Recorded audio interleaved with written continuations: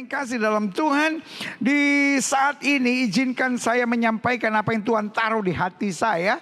Karena kita semua sudah sepakat bahwa Natal Gereja Bethel Indonesia Global Fellowship Center tahun 2025 ini, yaitu He came to sanctify us. Dia datang untuk menguduskan kita. Angkat tangan kanan saudara, sama-sama bilang, saya sudah dikuduskan. Yes, sama-sama bilang saya sudah dikuduskan. Yes, sekali lagi sama-sama bilang saya sudah dikuduskan. Woo, berikan tepuk tangan yang meriah buat Tuhan. Yes, saudara-saudara di rumah, ketik live chat saudara, saya sudah dikuduskan. Karena Alkitab jelas bilang, aku datang untuk mencari orang berdosa. Nah pertanyaannya, setelah Tuhan temukan orang berdosa, apa yang Tuhan kerjakan? Apakah Tuhan cuma lihat-lihat saya dan bilang, oh dosa ya kamu ya? No. Setelah Tuhan melihat kita berdosa dan menuju pada kebinasaan, karena Alkitab bilang upah dosa adalah maut, maka dia mempersiapkan rancangan keselamatan yang indah. Dia kuduskan kita. Karena dengan dia kuduskan kita, kita dapat dilayakkan untuk dipakainya dan kemudian menerima mahkota kemuliaannya. Wow, haleluya.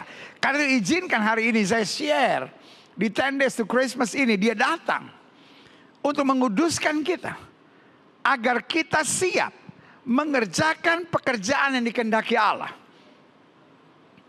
Tuhan tahu kita orang berdosa. But, Tuhan tahu kita orang berdosa. Tapi Tuhan persiapkan kita hal-hal yang dahsyat. Itu sebabnya di 10 Days Anointing ini, atau di 10 Days to Christmas ini, kita bersama dengan hambanya, Pendeta Frankie Kuncoro, Pastor Frankie Kuncoro. Kita masuk dalam hadiratnya, kita menyembahnya. Karena kita sudah dikuduskan, kita sudah dilayakkan. Alkitab bilang siapa yang boleh naik ke gunung Tuhan? Orang yang bersih tangan dan suci hatinya. Selama kita berdosa, kita gak bisa masuk dalam hadirat Tuhan. Tapi oleh karena darah Kristus, hati kita disucikan, kita dilayakkan untuk masuk dalam hadiratnya. Dan orang-orang yang masuk dalam hadiratnya dilayakkan untuk mengerjakan pekerjaan yang dikehendaki Allah. Dunia ini penuh dengan orang-orang egois, arogan, yang sedang sibuk mengerjakan apa yang dia suka, apa yang dia mau, apa yang menguntungkan buat dia. Tapi anak-anak Tuhan Yesus siap mengerjakan pekerjaan yang dikehendaki oleh Allah. Saya berdoa acara 10 Days to Christmas ini membakar semangat kita untuk selalu punya tekad. Bukan apa yang saya mau, tapi apa yang Kristus kehendaki, itu yang aku mau kerjakan. Klik Yohanes pasal 6 ayat 25 sampai 29. Ketika orang banyak menemukan Yesus di seberang laut itu, mereka berkata kepada Rabi, bila mana engkau tiba di sini? Yesus menjawab mereka, aku berkata kepadamu, sesungguhnya kamu mencari aku. Bukan karena kamu telah melihat tanda-tanda, melainkan karena kamu telah makan roti dan kamu kenyang. Banyak orang merayakan Natal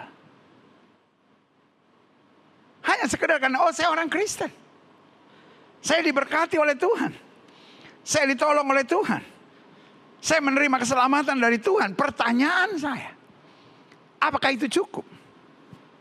Yesus tegur mereka dan berkata, you don't know anything about me. Engkau tidak tahu apa-apa tentang aku. Kamu hanya mencari aku karena kamu telah makan roti dan kamu kenyang.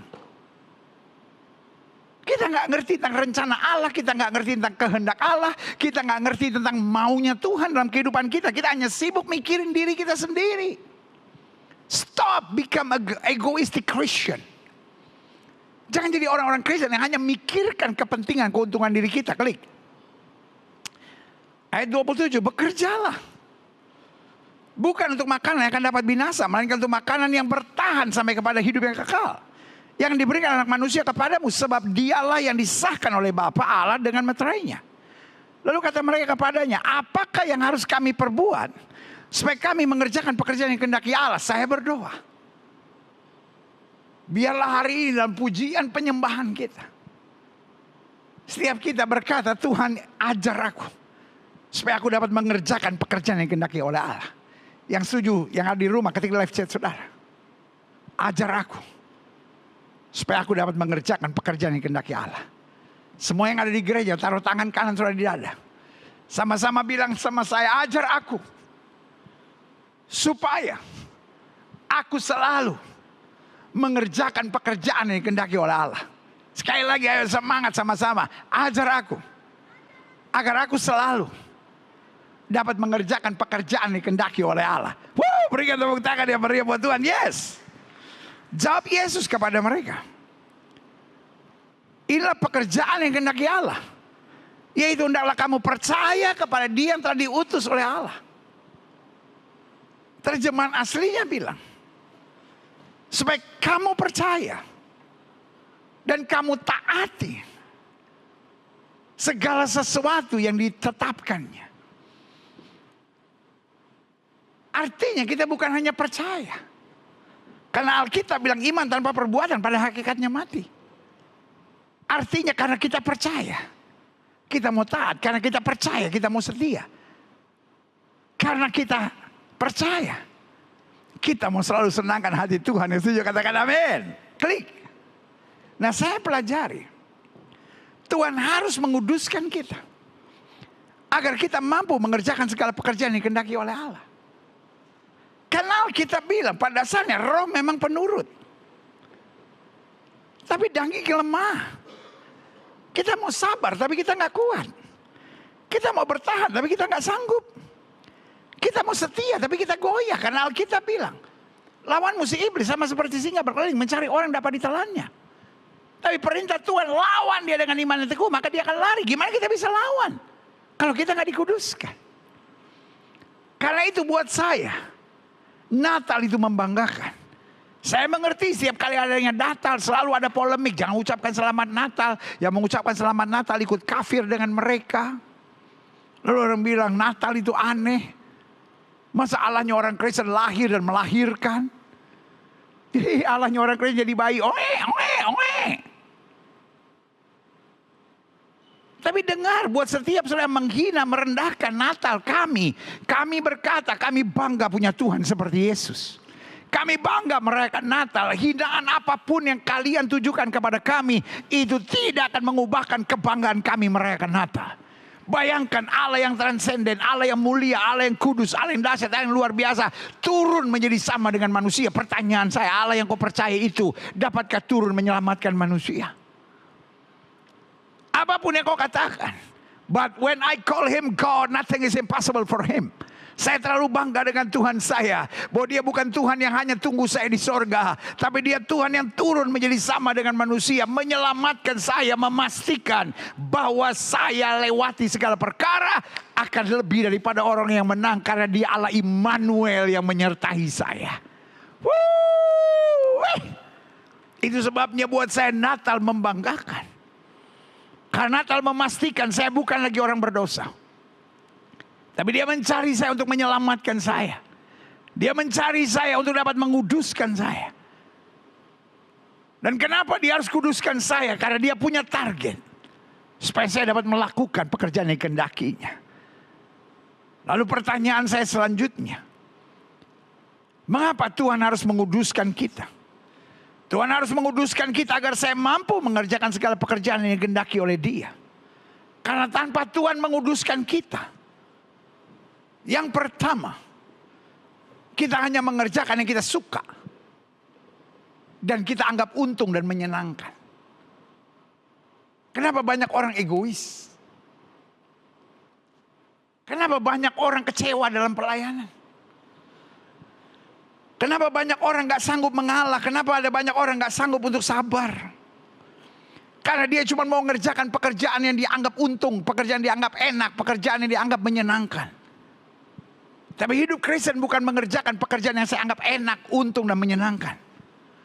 Tapi hidup Kristen mengerjakan apa yang saya tahu berkenan kepada Tuhan, menyenangkan Tuhan, meluaskan kerajaannya, dan menjadi berkat buat jiwa-jiwa yang saya katakan amin. Yang kedua, tanpa Tuhan menguduskan kita, kita hanya mengerjakan yang orang banyak kerjakan. Kita mau ikut-ikutan. Kita takut FOMO. Orang sekarang bilang kita takut FOMO, fear of missing out. Kita nggak mau dianggap orang aneh. Orang minum, kita minum. Saya sih bukan peminum, pendeta. Saya a social drinker. Saya bukan perokok, pendeta. Tapi a social smoker. Saya jarang merokok. Tapi kalau kumpul orang merokok, ya saya merokok lah. Nggak mau kelihatan aneh, ya saya nge-vape lah. Dan kita anggap keren. Karena semua orang mengerjakannya. Lalu kalau saya nggak mengerjakannya, aneh. Tapi kita warga sorga. Pertanyaan saya, terus kalau orang semua mati masuk neraka, kita harus masuk neraka? Alkitab berkata, luaslah jalan yang menuju pada kebinasaan, tapi sempitlah yang menuju pada keselamatan. Artinya hanya orang-orang yang punya prinsip, hanya orang-orang yang menjadikan Yesus sebagai Tuhan dan Juru Selamatnya, hanya orang yang menjadikan firman Tuhan tuntunannya, hanya orang-orang yang memberikan kesempatan untuk Yesus mengatur hidupnya, dia yang layak menerima keselamatan. Karena Alkitab bilang di bawah kolong langit ini tidak ada nama lain yang olehnya manusia selamat kecuali di dalam nama Yesus. Haleluya. Berarti jelas, tanpa Tuhan menguduskan kita. Kenapa Natal itu penting, momen Allah menguduskan kita? Karena yang pertama, tanpa Tuhan menguduskan kita, kita hanya mengerjakan yang kita suka, yang kita anggap enak, dan yang kita anggap untung. Yang kedua, kita hanya mengerjakan pekerjaan yang orang banyak kerjakan. Padahal kita berkata kita ada di dunia, tapi kita bukan berasal dari dunia ini. Natal mengingatkan kita, kita harus berani tampil beda. Kalau orang menghina Natal kita, kita bersyukur buat Natal kita. Karena justru dengan Natal kita tahu Allah menjadi sama dengan manusia. Supaya manusia dapat menjadi berkat dimanapun Tuhan tempatkan. Yang ketiga, tanpa Tuhan menguduskan kita, kita hanya mengerjakan pekerjaan yang tidak banyak tantangan dan pengorbanannya. Kita nggak mau susah, kita nggak mau repot. Tapi hari ini saya mau bilang, Alkitab jamin melewati lembah kekelaman sekalipun aku tidak takut bahaya. Gadanya dan tongkatnya menjadi penghiburan bagi aku. Artinya ada kalanya kita harus melewati lembah kekelaman. Tapi Tuhan janji, kalaupun singa dan ular tedung akan kau hadapi, kau akan melangkahinya. Engkau akan menginjak anak singa dan ular naga. Berarti jalan hidup Kristen penuh dengan peperangan. Perjalanan hidup Kristen penuh dengan tantangan. Perjalanan hidup Kristen penuh dengan badai. Tapi Tuhan janji dia beri kemenangan buat setiap orang yang percaya. Karena itu Natal mengingatkan kepada kita, Allah itu Immanuel. Allah menyertai kita. Jangan jadi orang-orang yang cengeng, yang lewati tantangan pergumulan. Tuhan, saya udah gak tahan. Saya mau bercerai aja Tuhan. Saya mau mundur dari pelayanan. Anak Tuhan tidak pernah mengenal kata mundur. Anak Tuhan tetap maju. Karena bersama Kristus kita cakap menanggung segala perkara. Haleluya. Natal mengajar kita untuk kuat. Natal mengajar kita untuk tabah. Natal mengajar kita untuk tangguh. Tapi Natal mengajar kita untuk tetap bersuka cita dalam segala hal. Karena kita tahu Tuhan itu baik. Bahwasanya itu selama-lamanya kasih setianya. Wow, haleluya. Selanjutnya, saya pelajari dalam Injil Yohanes 9 ayat yang keempat. Kita harus, haleluya, sama-sama bilang saya harus. Kurang mantap. Sama-sama bilang saya harus. Yes, kita harus mengerjakan pekerjaan Dia mengutus aku. Selama masih siang, akan datang malam di mana tidak ada seorang pun yang dapat bekerja. Berarti dari sini saya bisa belajar. Klik. Apa pekerjaan yang kehendaki Allah? Karena Alkitab tidak bilang kalau bisa. Alkitab tidak bilang sebaiknya. Alkitab tidak bilang khusus untuk hamba-hamba Tuhan kita harus mengerjakan pekerjaan Dia. No. Alkitab bilang semua kita yang sudah diselamatkan, kita yang percaya pada Yesus, kita yang mengerti dan mengenal makna kelahiran dan kebangkitannya. Kita harus mengerjakan pekerjaan Dia selama masih siang, selama masih ada waktu. Kapan datangnya malam ketika trompet Allah berbunyi dan kita naik bersama dalam kemuliaannya. Artinya selagi ada kesempatan. Kesempatan bukan berarti kita nggak ada masalah. Jangan bilang, oh nanti deh saya mulai melayani deh kalau saya udah nggak ada masalah pendeta. Nanti deh saya hidup sungguh-sungguh deh ketika semua persoalan itu selesai. No. Di tengah persoalan tetap melakukan pekerjaan yang Tuhan kehendaki. Karena itu saya simpulkan. Apa sebetulnya pekerjaan dikehendaki Allah? Yang pertama pekerjaan dikehendaki Allah memberi, bukan sekedar menerima. Karena Yesus bilang apa? Terlebih berkat memberi daripada menerima. Apa yang harus kita terima itu urusan Tuhan. Tapi apa yang harus kita beri itu urusan kita. Apa yang kita terima itu tugas Tuhan. Tuhan yang akan mengatur apa yang terbaik buat kita. Dan untuk itu kita tahu Tuhan tidak pernah gagal menepati janjinya. Tapi untuk memberi bukan apa yang Tuhan perintahkan, tapi apa yang saya relakan. Dan selalu saya bilang, kalau bicara memberi bukan hanya soal uang. Allah memberikan anaknya yang tunggal.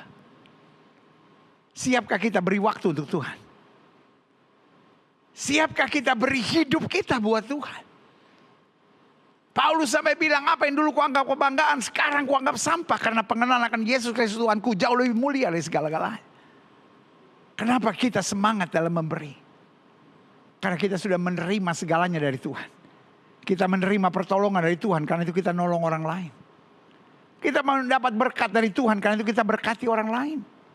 Kita mendapatkan sukacita dari Tuhan, karena itu kita juga memberi sukacita buat orang lain. Kita menerima semangat dan kekuatan, karena itu kita juga memberi semangat dan kekuatan buat orang lain. Makanya saya bilang, hidup Kristen tidak bisa dipisahkan dari pujian dan penyembahan. Karena justru waktu kita memuji dan menyembah Tuhan, di situ kita menerima banyak dari Tuhan. Sehingga kita punya modal untuk kita bagikan. Karena kita hanya bisa memberikan yang kita punya. Karena kita nggak punya damai, dimanapun kita ada kita bawa kerusuhan. Kalau kita nggak punya kehangatan cinta Tuhan, dimanapun kita ada kita ngeritik, kita nyerang, kita emosi, kita bikin persoalan. Karena yang bermasalah adalah hatimu sendiri, kau nggak punya sejahtera dan damai. Tapi kalau kita punya damai, orang mau nyakitin kita, orang mau lukai kita, tetap kita bagikan damai.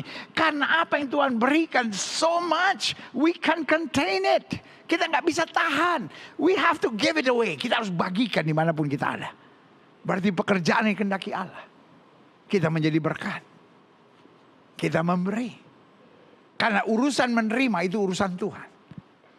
Tapi urusan memberi itu tanggung jawab kita. Dan kalau kita sadar kita sudah menerima banyak dari Tuhan. Beri, kata Alkitab, maka kepadamu akan diberi.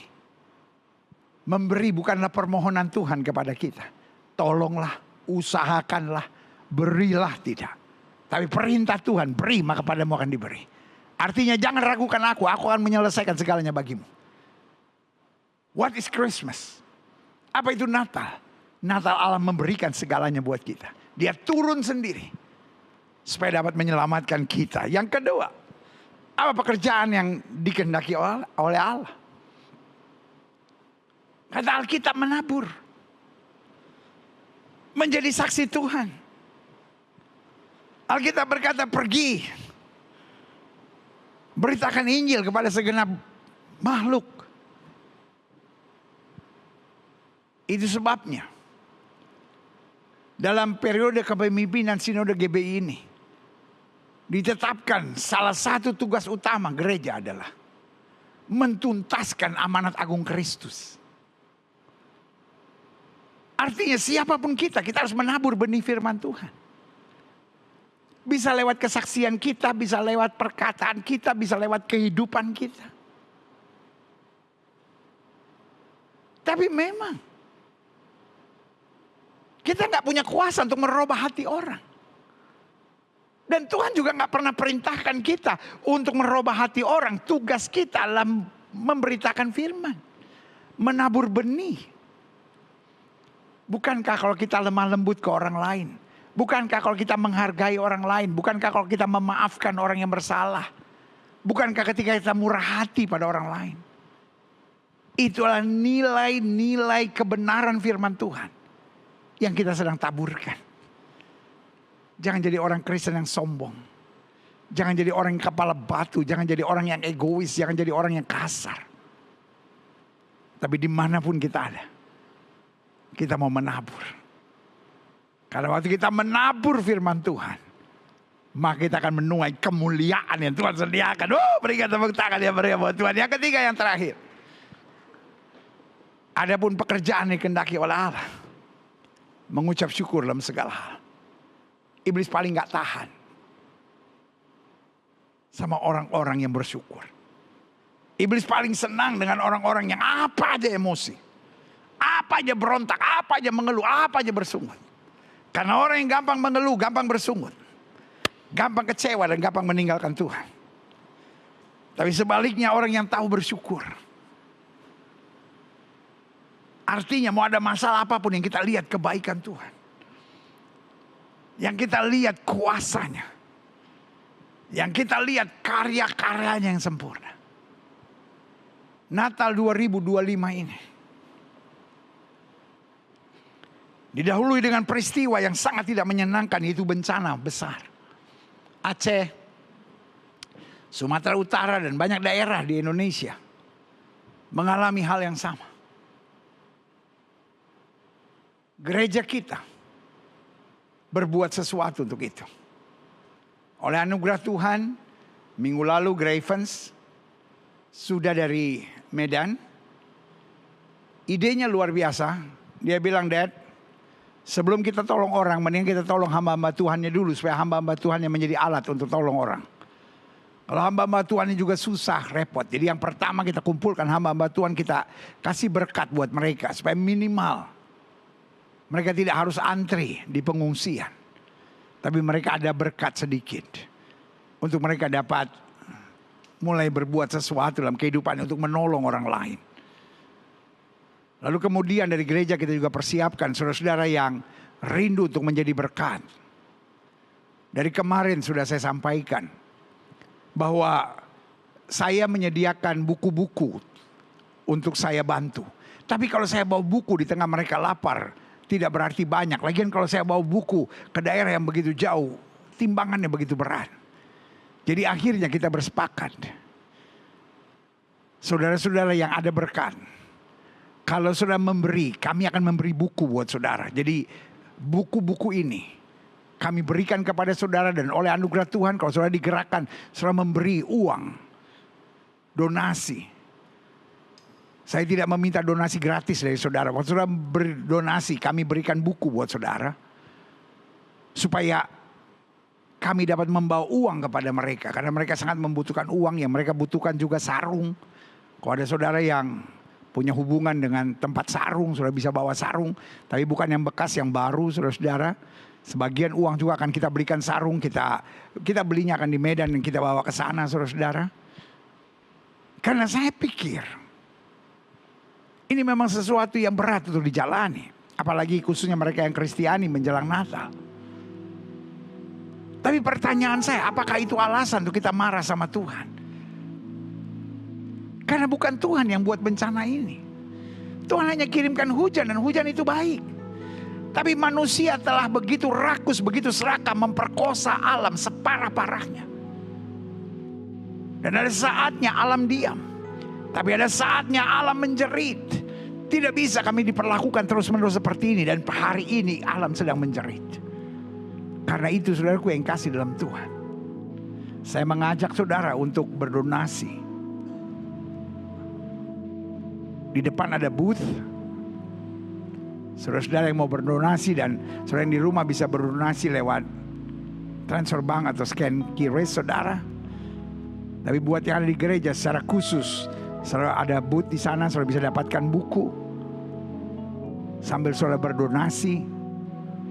Karena saya rindu membantu lebih lagi. Kita sudah beri bantuan kepada mereka, tapi kita mau bantu lebih lagi, saudara-saudara. Karena Alkitab ingatkan kita bertolong-tolonganlah kamu. Tetapi di samping peristiwa yang berat itu, saya juga mengingatkan, ada orang yang mungkin Natal suaminya tinggalkan dia. Ada orang yang mungkin cicilannya menjadi begitu berat. Ada orang yang mungkin kesehatannya semakin menurun. Tapi apapun yang terjadi, pekerjaan yang dikehendaki Allah yang paling utama, yang pertama, terlebih berkat memberi, bukan sekedar menerima. Yang kedua, Kita menabur benih firman Tuhan setiap hari. Lewat keseharian kita, lewat kata-kata kita, lewat semangat kita. Lewat kepedulian kita. Tapi yang ketiga juga, pekerjaan dikehendaki Allah. Tidak serumit yang kau bayangkan. Belajar bersyukur. Bu, apapun yang terjadi bersyukur. Pak, apapun yang terjadi bersyukur. Adik-adik muda, apapun yang terjadi bersyukur. Syukur membuat kita makin dekat dengan Tuhan. Syukur membuka pintu-pintu sorga. Dan syukur menghadirkan kemuliaan Tuhan dalam hidup kita. Orang-orang yang bersyukur tidak akan gampang menyerah. Orang-orang yang bersyukur akan selalu berhadapan dengan mujizat dan kuasa Allah. Dan orang-orang yang bersyukur makin lama akan makin kuat.